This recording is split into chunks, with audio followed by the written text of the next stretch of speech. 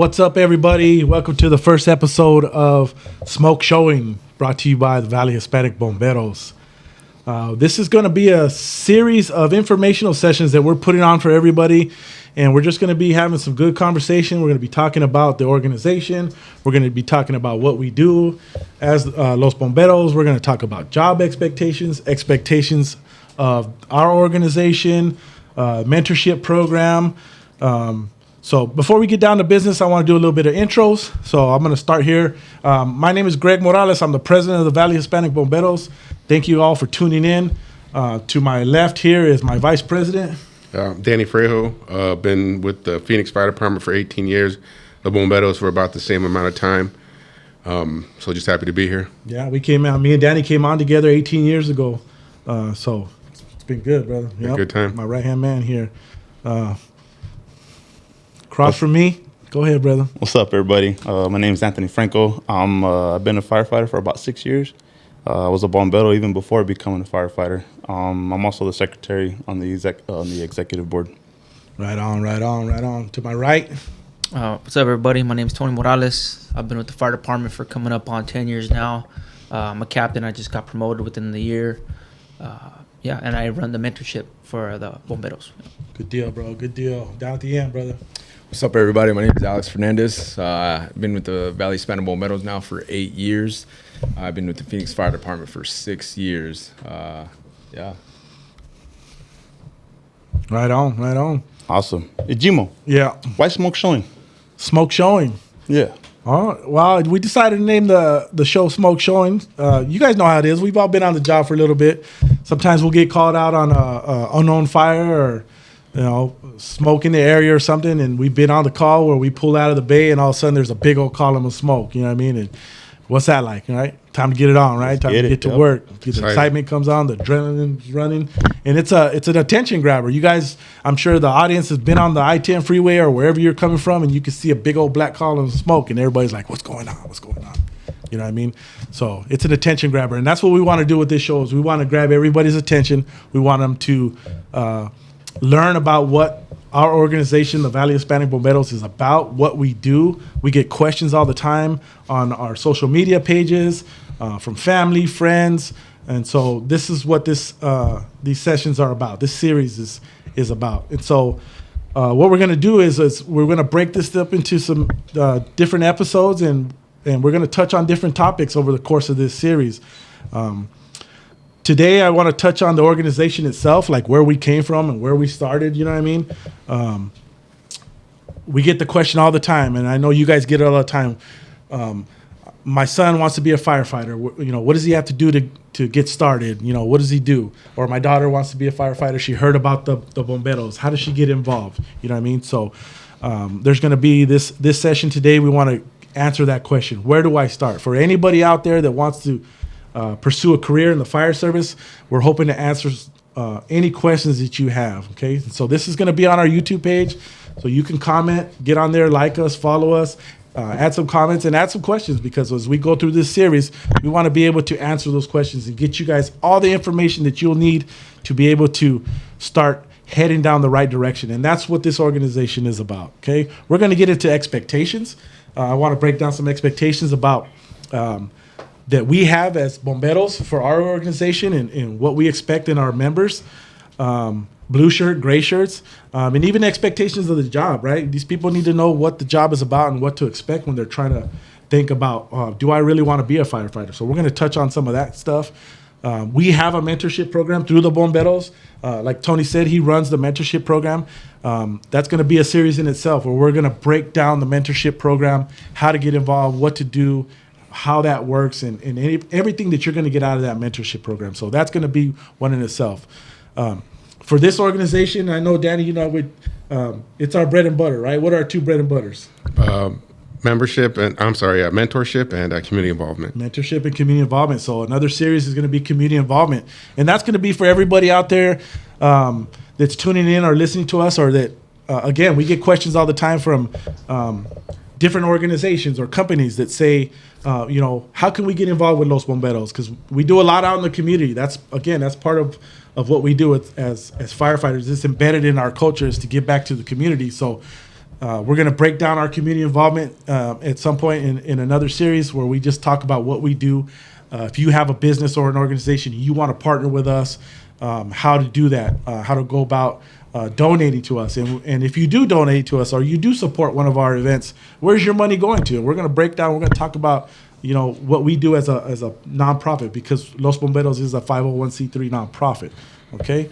So we're going to get into all that kind of stuff and get in as we get through this whole series. But let's get down to business, man.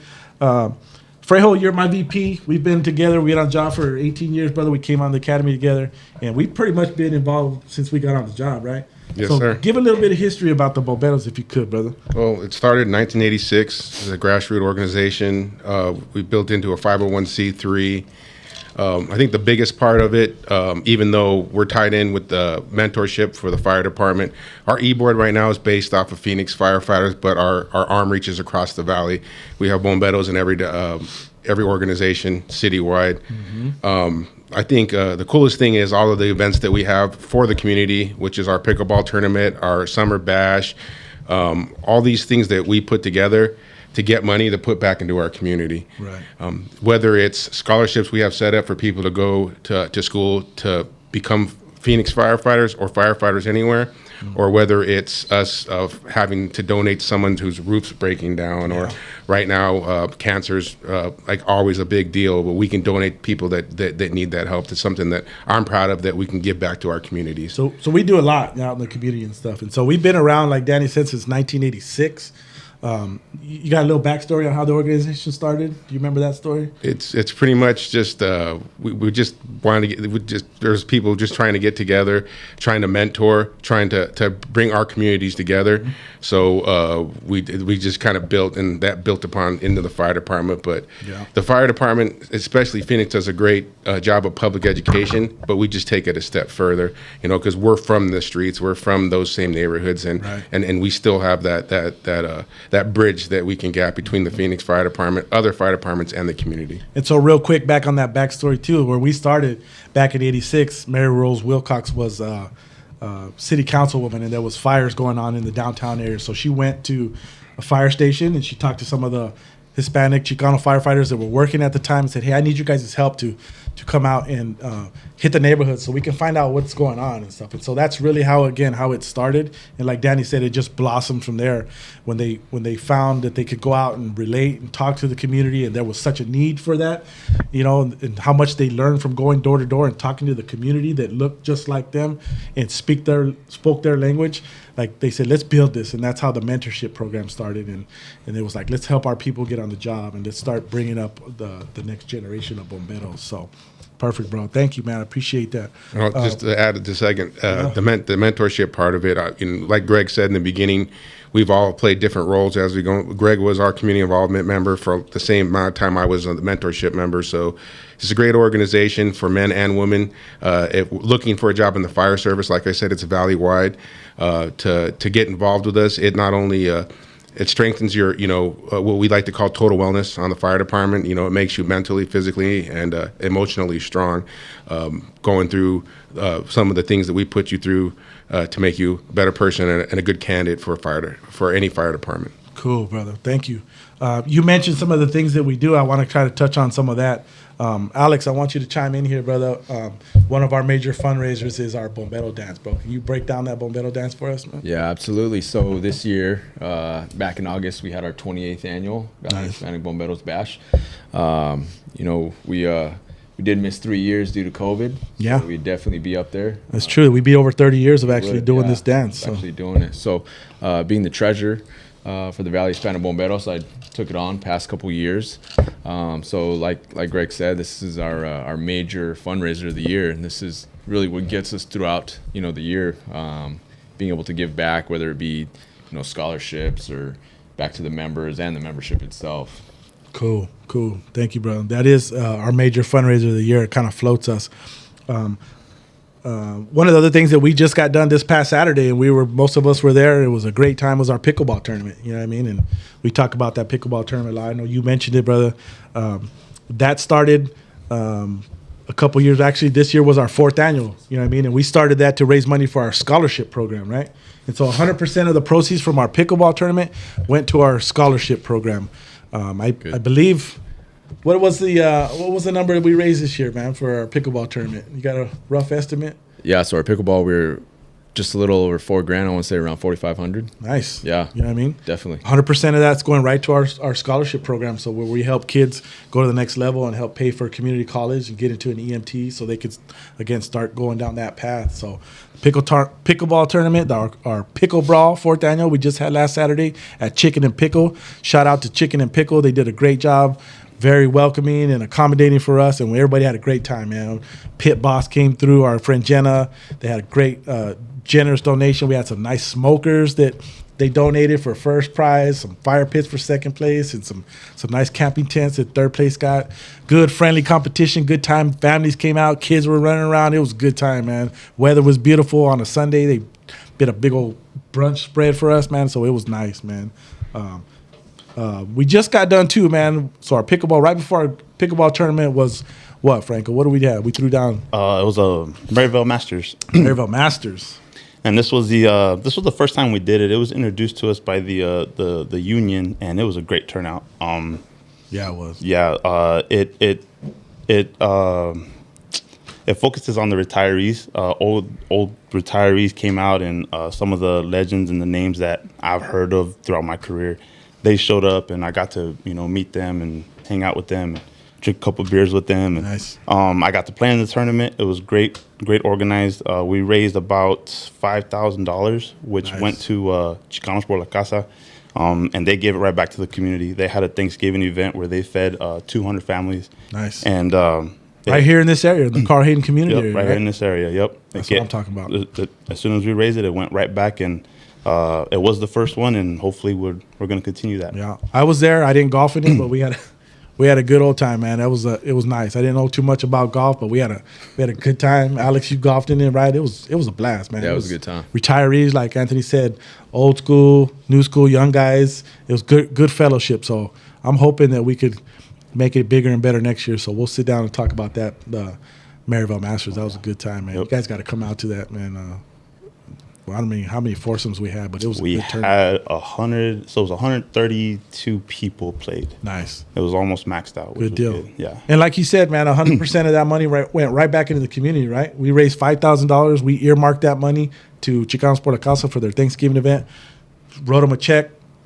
They sent it, bought food, helped feed over 200 families. So, everybody that participated in these events know that when your money comes into this organization, goes right back out. And so us as members, us as e-board, we're not paid. There's nonprofits out there that they get paid, and there's a overhead, and they collect, a check. We don't do that. We do this because this is how we were taught, right? This is what we learned. Mm-hmm.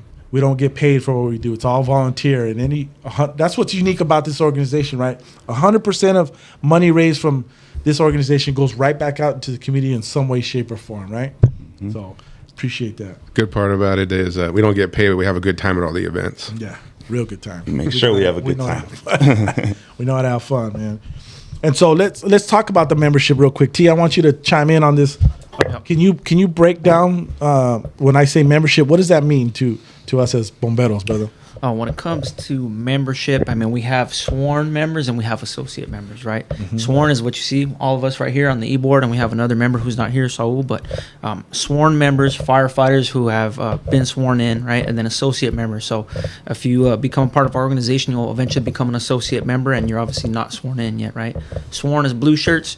Associate member is a gray shirt. And what we all have in common is we all continue to build each other up throughout the course of our career. We all give back to the community, and ultimately we also all pay dues, right? Associate members will pay a due, and for us, when we get into the academy and we sign into a bunch of different deals as far as the union goes, we also pay into our membership, Bombero membership fees. They come out of every check for us. So Right. we pay $80 per calendar year, and so do associate members. So that's kind of some of the similarities we have with. So there's no with the difference. membership. We don't ask our associate members, our volunteers, to pay any more than what we're paying, right? That's negative. We're No. all we're Yep. all equal, right? Yep, we're all equal. We all pay $80 annually. Cool, man. Thank you, man. Yep. Appreciate that. So membership. So again, the difference between associate member and sworn, right? Associate members, when anybody comes in, that's where you start. That's where the whole mentorship and that's where getting involved and learning the culture and all this starts when you become a member of Los Bomberos. Yeah, we all started there. Yeah, and that's what's. I'm glad that you said that, because everybody right here in this room, on this executive board, and most of our members, we're products of the organization, right? I came up through the mentorship program. If it wasn't for the men and women who mentored me and put me through this mentorship program, I wouldn't be where I'm at today. And I think we can all, we all feel the same way, right? Oh yeah. So being a product of the organization, and now we're giving back, and that's what it's about, right? Giving back.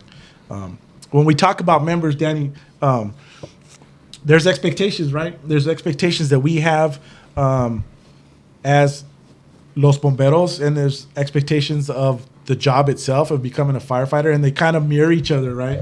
But can you speak on expectations on kind of some of the key things that would hurt somebody, or somebody trying to be a member should really start thinking about?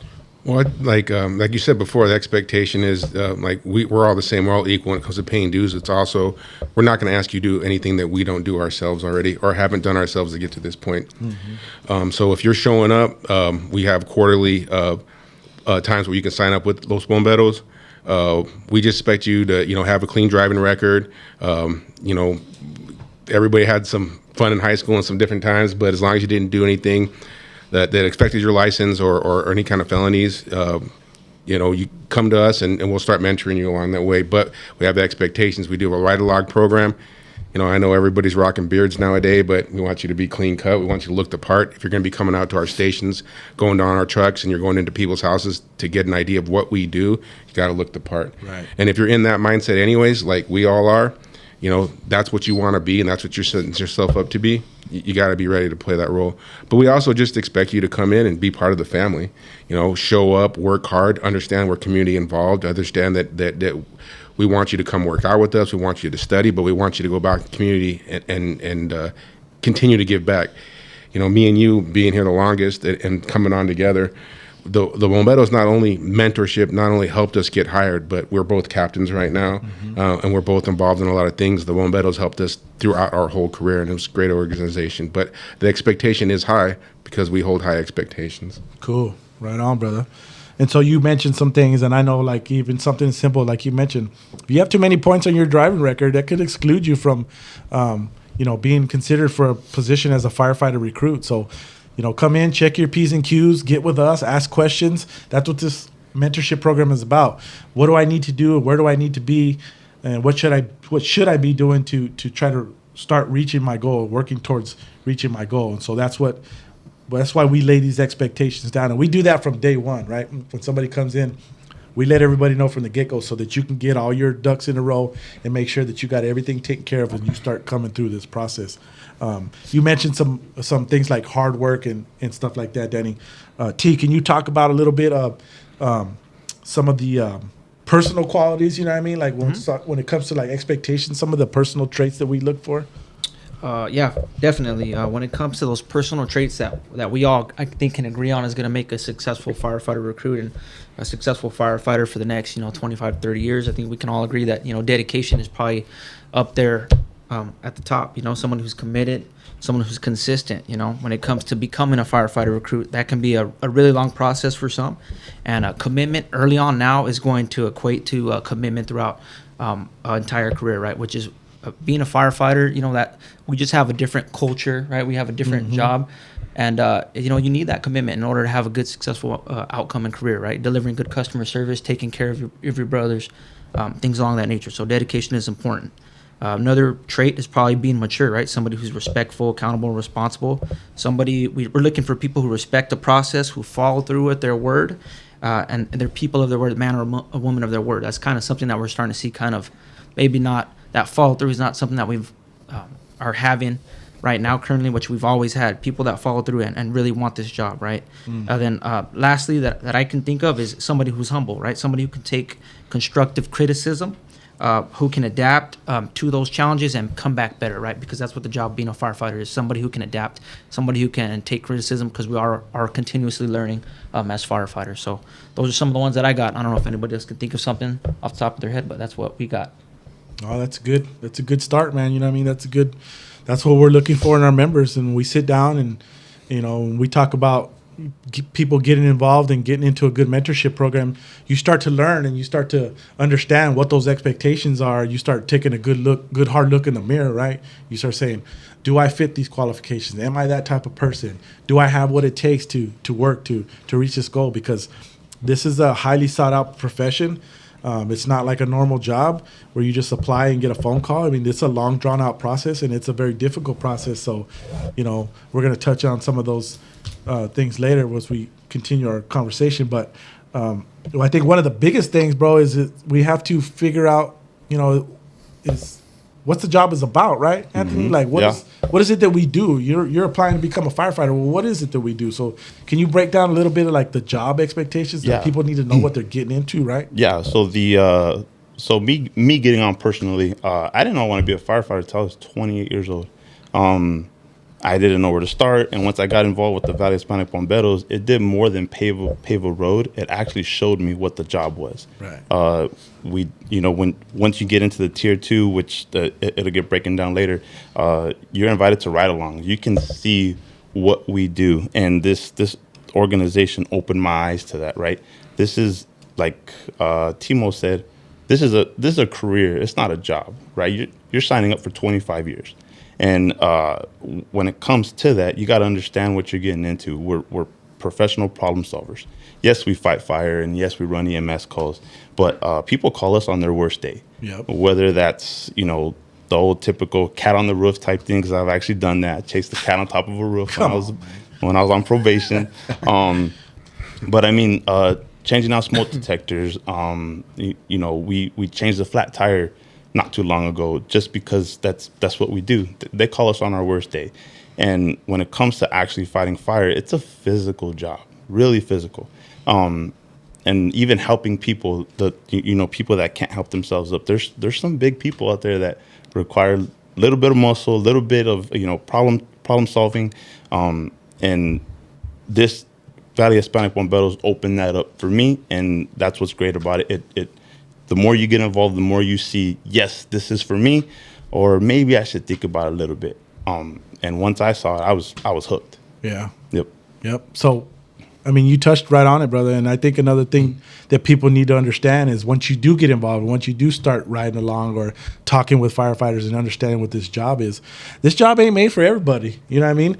You said that people call on their worst day. Well, somebody's worst day may be that cat, you know what I mean, that they can't get from underneath the engine, but somebody's worst day is when they find their child in the backyard in the pool. You know what I mean? Yeah. And as firefighters, when we pull up, they hand them to us, right? You said professional problem solvers. They're fix my baby, right? You know what I mean? Yep. Or my house is on fire, or they get in a bad accident. And one of the key things, and I think you mentioned it, you touched on, is we see things that the average person doesn't see on a day-to-day basis, and we see it multiple times on shift, multiple times over our course of a 25-year career. Oh, yeah. And so people need to really take a good hard look about what this job is about. Can they stomach it? Do they think they have what it takes, not only physically, because it is a very physically demanding job and very dangerous, right? But it's emotionally, it's mentally draining too, because of the things we see, right? Oh yeah. I mean, having somebody walk up and fix my baby, it's hard, especially when you have kids. You see your kid and your mind can start drifting, and you got to be mentally tough, mentally ready for that. Cool.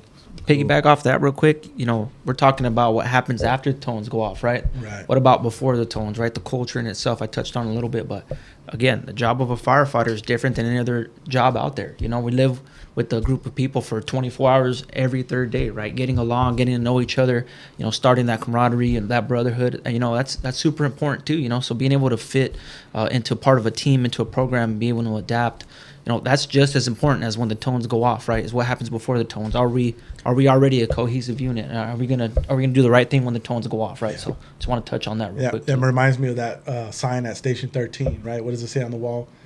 Work hard, give a shit, don't be weird. Yeah. You know what I mean? Yeah. I mean, that's true. That's reality, man. You got to fit in. You got to learn how to fit in and live with somebody, 4 other individuals for 24 hours every third day, and going to different stations and all that stuff. So we'll get into that when we start getting into the mentorship and some of those expectations. But you're right, man. So thank you, Franco, for touching on that. I wish Saul was here. Saul Delgado, he is our community involvement director. Saul's got a great story, man. He rode with us at 39. He came up just a kid at a barbershop that just happened to come in and talk to my captain at the time and was like, hey, I think I want to be a firefighter. And we took him under our wing.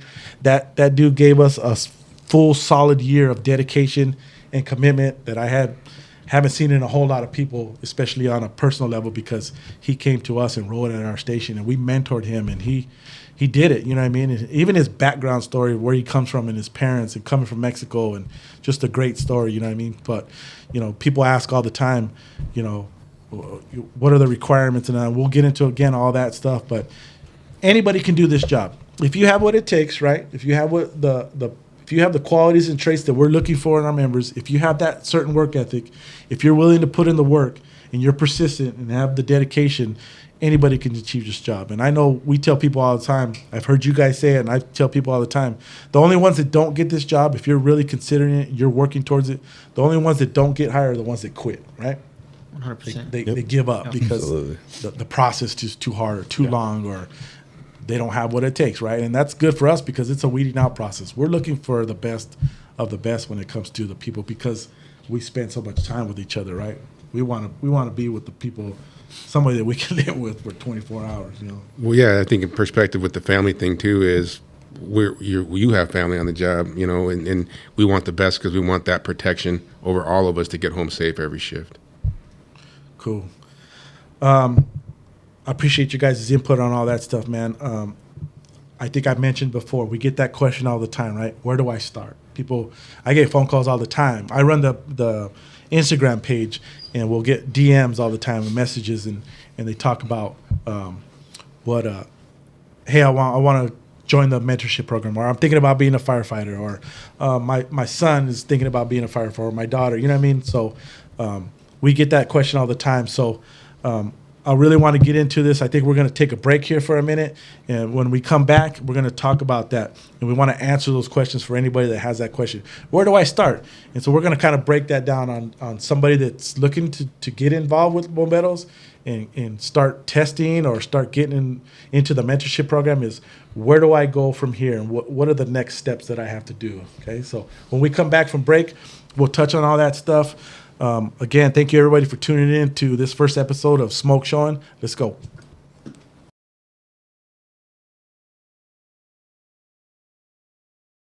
So getting back to that question, like we talked about before break, is that where do I start? We get that question all the time, right? Friends of family, my son wants to be a firefighter, or my daughter's interested in the mentorship program because she's thinking about testing. So let's get into that, guys. Let's talk about where somebody that wants to sign up for Los Bomberos or is interested, like where do they start? And I know for me, because I run the Instagram page, I get messages all the time. That same question, like what do I need to do to start? I'd like to get involved. And I just keep it kind of general, and I tell people, send us an email and somebody will get back to you. And so when I do that, I know, Alex, you're the man that answers that question, right? Right. So thank you for staying on top of that, because I get people all the time that say, oh, thank you for getting back to us, getting back to me so quick. And so when I send them to that email, you're the one that responds, right? And so talk a little bit about what do you tell them when they ask that question? Yeah, absolutely. So our, staying on top of that, the inbox and all the emails is, so for me, it's pretty seamless to get involved for Los Bomberos. Once I get any type of interest, whether it be, hey, I just want to know, what are the Los Bomberos about, or how do I join? It's a pretty wide question. So I just send them an email back, and just a couple things. Tell them to do their research on us, which they could jump on our website.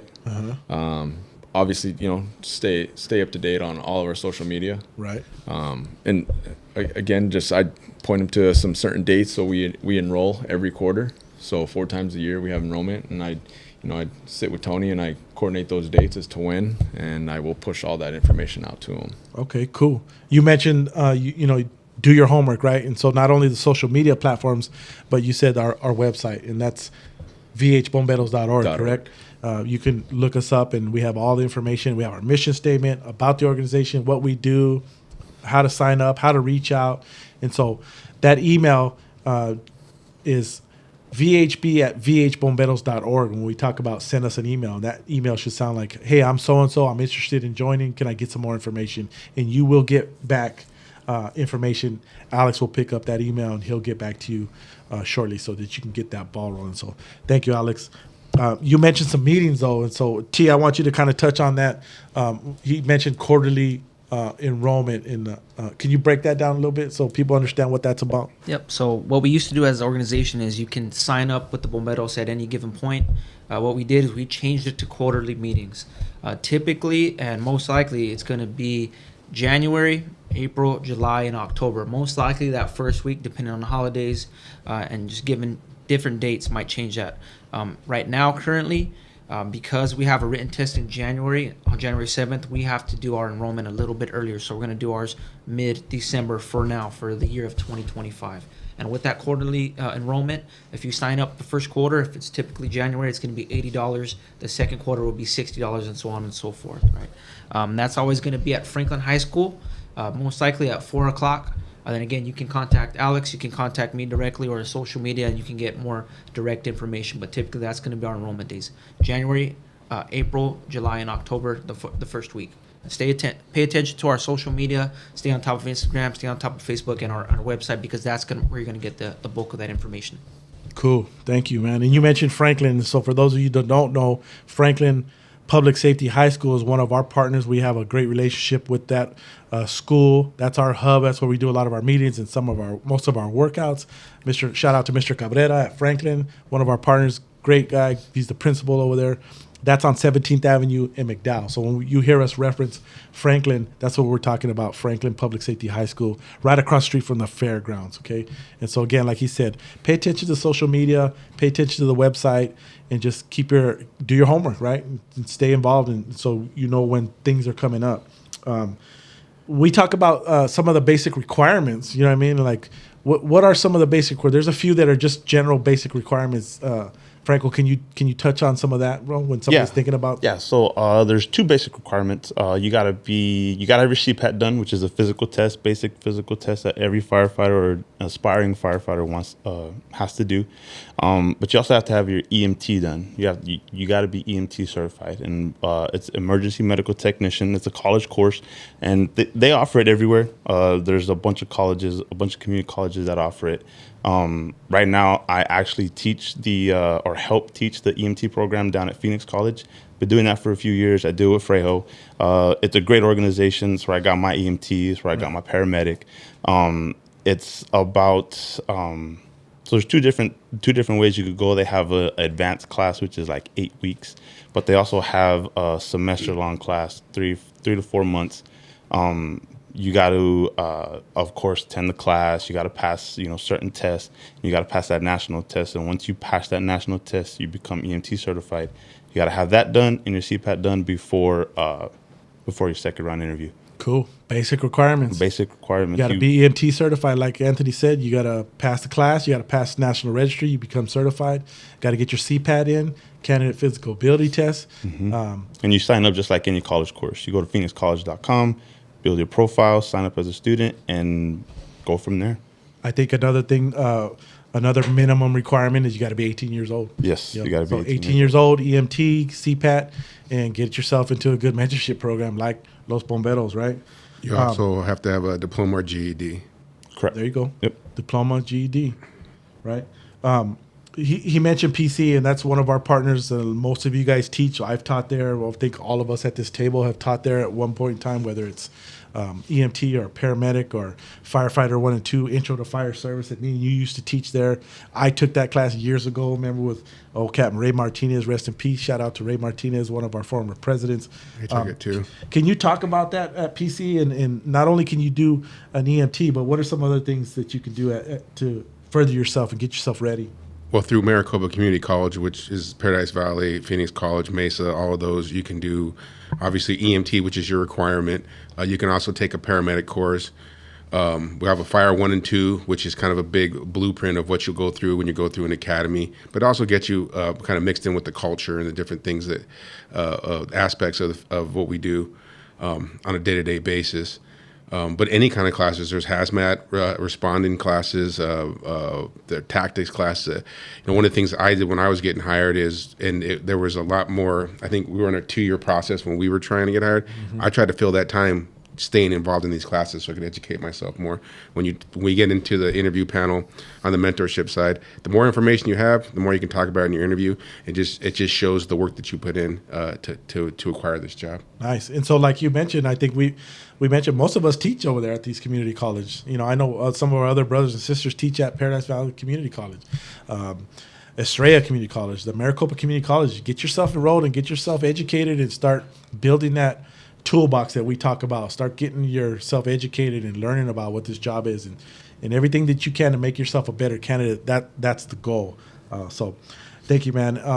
One of the things I wanted to touch on real quick, so is what do I have to do, right? We're talking about 18 years old. We're talking about adults, right? This is an adult job. And so as an adult, you're going through all this process. You're working, you're getting your EMT and stuff. And so the work ethic is what I wanted to touch on real quick. You better be working. You better be grinding. You better be earning a living. You better be showing some work experience because, again, this is an adult job. We're looking for responsible, like T, you mentioned, responsible, mature people with those qualities and traits. Come to the table because at some point in time, you're going to have to sit in an interview panel and you're going to have to talk about what you've been doing up to this point to make yourself the right candidate and what you've been doing to make yourself successful in life, right, in general. And so what you do for a living now and what you're doing day to day in your grind, like be able to talk about that. So get to work. There's a lot of stuff to do with everything that we're talking about, education, classes, working, living, keeping yourself out of trouble. All those things are very important, man. So this process, is a process in itself, Alex, right? It's not like an everyday job like we talked about. Can you break down a little bit about this process and how that works real quick? Yeah, just, some of the other attributes that I think that, Tony could probably add to this, but two that stand out, just being patient and persistent. If I start with persistent, honestly, you are going to get, anybody can get this job, as you mentioned earlier. And if you are persistent, you'll definitely get the job. So you're going to get out of this what you put in. And that's from going to Phoenix College and signing up for your EMT to finally being on the job, right? So that's just, as you mentioned earlier, is life as well, being persistent. So, That's a good point. Yeah, definitely. Good point. You put in 100, you're going to get back 100%. Right. So you'll definitely see the fruits of your labor. And the process is a long, drawn-out process. Like we mentioned before, it's not it's long, right? So you take a test. What happens after you take the test? Yeah, so as I mentioned, being patient. This isn't like any other job or any process that you go through. You definitely got to be patient. So once you sign up through the City of Phoenix website. You sign up to take that test. It's a 100-question test. You take that test, you'll get your results in a couple weeks via email. And then depending on how you score, it's different rounds. Depending on how you score on that, then you'll get set up for an interview.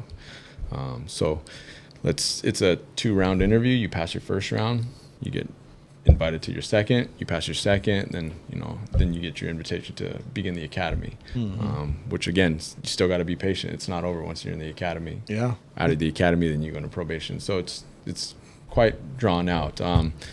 So from the date that you get your results via email through the test, you could get an interview depending on how you score 8 months down the road. Right. So just making sure that again you are persistent and you are patient. Yeah, and do all the things that we talked about, right? You're talking about somebody that scores in the mid 70s or the low 80s, like you said. It may be months before you actually get to an interview process. So what are you doing in the meantime, right? All the things that we talked about: working, living, staying out of trouble, getting in classes, locking in your EMT, getting your CPAT. There's a lot of work that needs to be done. Getting involved with the Los Bomberos and getting into the mentorship program. Start learning the culture, talking, writing. Learning from firefighters, right? It's what's the word I'm looking for? It's a full-time job. It's a full-time. You have to almost immerse yourself in this process, to be successful. But that's the kind of dedication and that we're looking for in our members, correct? And just to point out what I'm sorry. No, just piggyback off what Alex said, persistence and patience. It took me 3 years. Yeah, that's where I was going to go. Resilient. You need to be resilient. Yeah. We're looking. We have a high standard. We want that high standard because we're looking for future leaders of this department and future leaders of the community.